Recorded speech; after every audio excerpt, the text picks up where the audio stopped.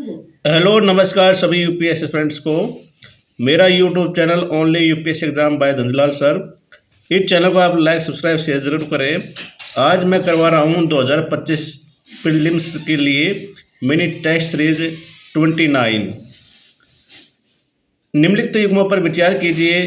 Question number कौन सा 6, राष्ट्रीय जलमार्ग और विस्तार।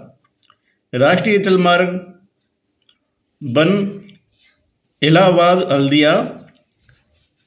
ऑप्शन 2 राष्ट्रीय जलमार्ग 2 कोटापुरम से कोल्लम। ऑप्शन 3 राष्ट्रीय जलमार्ग 3 सदिया से धुबरी। उपरोक्त युग्मों में से कितने सही सम्मिलित है? तो इसमें राइट आंसर है ऑप्शन ए। तीनों में से एक कथन सही है, बाकी 2 कथन गलत है। वो कौन सा सही है? राष्ट्रीय जलमार्ग 1 नेशनल वाटरवे इलाहाबाद से हल्दिया है। ये कोसी नदी पर, गंगा नदी पर है। और जो राष्ट्रीय जलमार्ग 2 है वो सदिया से धुबरी है। ये कोसी नदी पर है। ये कोसी नदी बनाती है ब्रह्मपुत्र नदी। फिर है राष्ट्रीय जलमार्ग 3, ये कोटापुरम से कोल्लम है। अब हम देखते हैं थोड़ी बाइकस हमारे देश में कितने राष्ट्रीय जलमार्ग है। 6 राष्ट्रीय जलमार्ग है, उनको हम देखते हैं। जो भारत में जलमार्ग है वो कितना है? 1450 किलोमीटर है। और यह देश के परिवहन में 1% का योगदान करता है। अब राष्ट्रीय जलमार्ग 1 देख लिया हमने, इलाहाबाद हल्दिया है, ये गंगा नदी पर किनारे है। फिर राष्ट्रीय जलमार्ग 2 सदिया से धुबरी है, ये ब्रह्मपुत्र नदी पे है। इसे भारत और बांग्लादेश द्वारा साझेदारी में प्रयोग किया जाता है।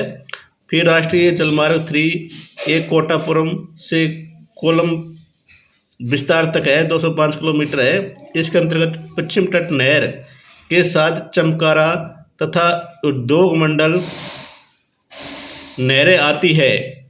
फिर है राष्ट्रीय जलमार्ग 4 एक काकीनाडा तथा पंडुचेरी नहर स्टेज के साथ गोदावरी और कृष्णा नदियों का विशेष विस्तार है। फिर है राष्ट्रीय जलमार्ग 5 ये माती नदी, महानदी के डेल्टा चैनल और ब्राह्मणी नदी और पूर्व तटी ये नहरी के साथ ब्राह्मणी नदी का विशेष विस्तार है। ब्राह्मणी नदी का कौन सा विस्तार है? जिसपे है राष्ट्रीय जलमार्ग 5। फिर राष्ट्रीय जलमार्ग 6 ये बराक नदी के लखीपुर और भांगा के बीच स्थित है। कहाँ पर है? बराक नदी ये पूर्वी भारत पर स्थित है। तो हमने 6 राष्ट्रीय जलमार्ग देख लिए। ये आप इनको याद रखें, कभी कभी इनसे भी क्वेश्चन बन जाता है। क्वेश्चन नंबर 7 निम्नलिखित युग्मों पर विचार कीजिए। एकीकृत इस्पात संयंत्र और नदी तट पर अवस्थित राउरकेला स्वर्णरेखा नदी पर, दुर्गापुर दामोदर नदी पर, टिस्को स्वर्णरेखा नदी पर। उपरोक्त युग्मों में से कौन सा सही सम्मिलित है? तो इसमें राइट आंसर है कौन सा? Option c. जो दुर्गापुर है वो दामोदर नदी पर स्थित है। टिस्को स्वर्णरेखा नदी पर स्थित है। जो दुर्गापुर है ये किसके सहयोग से बनाया गया था? ये यूनाइटेड किंगडम के सहायता से बनाया गया था। यूनाइटेड किंगडम की सहायता से बनाया गया था। जबकि राउरकेला जर्मनी के सहयोग से बनाया गया था। ये क्या है? लोहे इस्पात संयंत्र है। अब हम इनके बारे में देखते हैं। जो राउरकेला है वो कौन सी नदी पर स्थित है? ये ब्राह्मणी नदी पर स्थित है, इसलिए ऑप्शन 1 गलत हो जाता है। और ये कहाँ पर है? उड़ीसा में स्थित है। जबकि दुर्गापुर पश्चिम बंगाल में स्थित है। टिस्को जमशेदपुर झारखंड में स्थित है। नेक्स्ट क्वेश्चन देखते हैं हम। Kunming Montreal global biodiversity framework के संदर्भ में निम्नलिखित कथनों पर विचार कीजिए। ऑप्शन 1 प्रवासी प्रजातियों के प्रवासों की पुनर्बहाली Kunming Montreal global biodiversity framework के तहत निर्धारित लक्ष्यों में से एक है।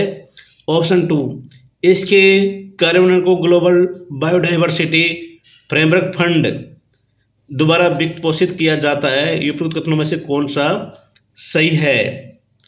तो इसमें राइट आंसर है ऑप्शन बी, ये ऑप्शन 2 सही है। किसके बारे में? Kunming Montreal global biodiversity framework के बारे में। इसको वित्त पोषित होता है वो किसके द्वारा होता है?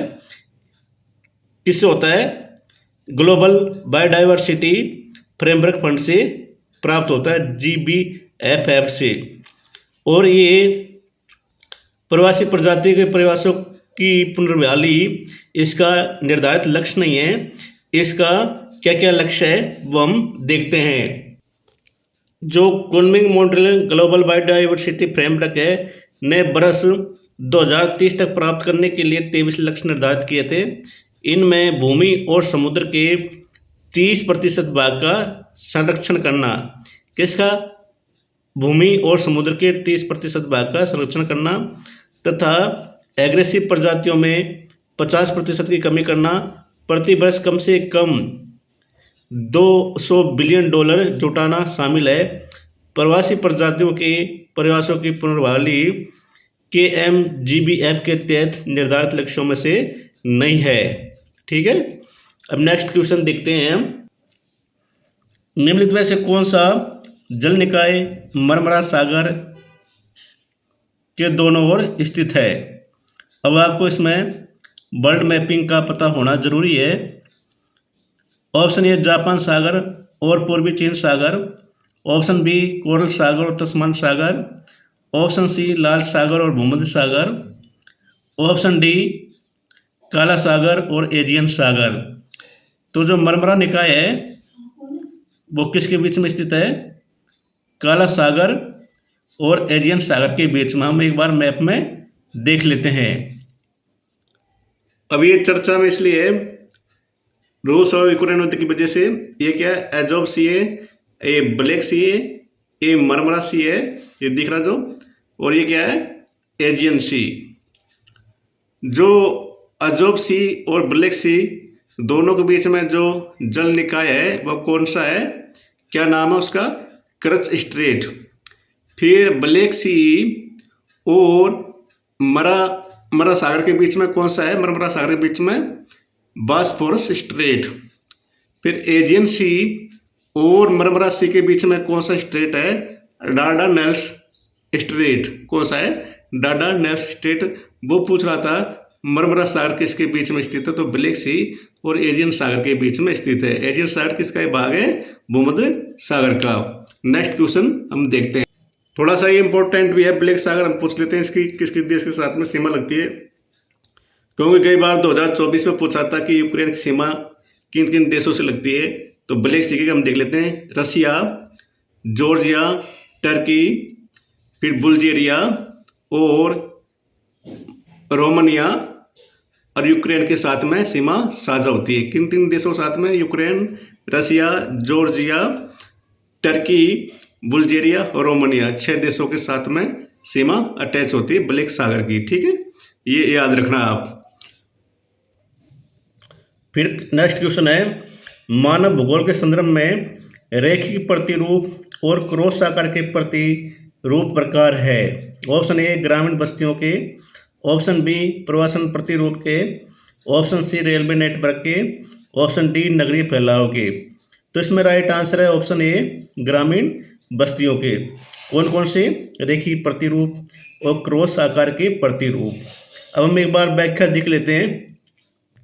जैसे हम देखते हैं बस्तियों के स्वरूप एवं आकृति के आधार पर इनमें कई प्रकार की ज्यामितीय आकृतियाँ हो सकती है, जैसे कि रैखिक, आयताकार, गोलाकार, तारे के आकार की, टी आकार की, चौक पट्टी, दोहरे ग्राम इत्यादि की। कौन कौन सी? जैसे रैखिक है, आयताकार है, गोलाकार तारे के आकार की और चौक पट्टी दोहरे ग्राम की। जबकि विन्यास के आधार पर जिसमें मैदानी ग्राम, पठारी ग्राम और तटीय ग्राम, वन ग्राम और रेगिस्तानी ग्राम आते हैं विन्यास के आधार पर। कार्य के आधार पर इसमें कृषि ग्राम, मछुआरों के ग्राम, लकड़हारों के ग्राम, पशुपालक के ग्राम आदि आते हैं। ठीक है, जो रेखीय प्रतिरूप है इस प्रकार की बस्तियों में मकान, सड़कें, रेल लाइनें नदियों, नहरों, घाटी के किनारे अथवा तटबंधों पर स्थित होते हैं। आयताकार में क्या होता है, ग्रामीण बस्तियों का एक प्रतिरूप समतल क्षेत्रों या चौड़ी अंतराल पर्वतीय घाटियों में पाया जाता है। इसमें सड़कें आयताकार होती है तथा एक दूसरे को समकोण पर काटती है।